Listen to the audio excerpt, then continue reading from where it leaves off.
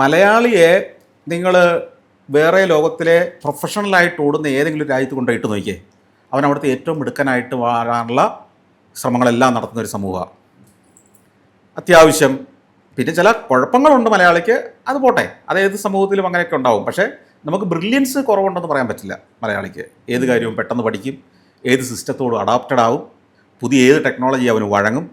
അത്യാവശ്യം എസ്തെറ്റിക് സെൻസും കലാബോധവും ഒരു ഒരു നർമ്മബോധമൊക്കെ ഉണ്ട് മലയാളിക്ക്. എസ്തെറ്റിക് സെൻസ് കുറവാണെങ്കിലും നർമ്മബോധം ഭയങ്കര കൂടുതലാണ്.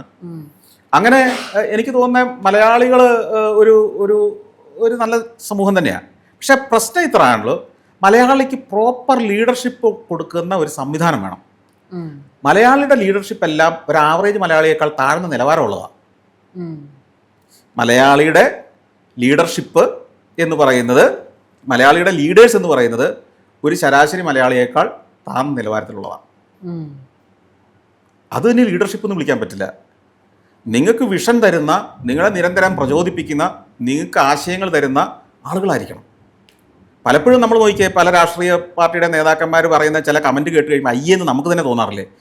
ഇയാൾ എന്ത് മണ്ടത്തറ ഈ പറയുന്നതെന്ന് തോന്നാറില്ലേ? അതിൻ്റെ അർത്ഥം എന്നാ? ഇവർ നമ്മളെക്കാൾ താഴെയാണെന്നല്ലേ അത് തരുന്നൊരു മെസ്സേജ്.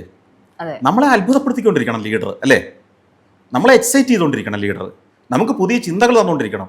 നമുക്ക് തെറ്റുപറ്റിയ തിരുത്താനുള്ള ധൈര്യം കാണിക്കണം. ഇവൻ എനിക്ക് വോട്ട് ചെയ്യേണ്ടവൻ, അതുകൊണ്ട് ഇവൻ പറയുന്ന മണ്ടത്തരം ഞാൻ യെസ് എന്ന് പറഞ്ഞേക്കാന്ന് പറയുന്നവൻ ലീഡറല്ല.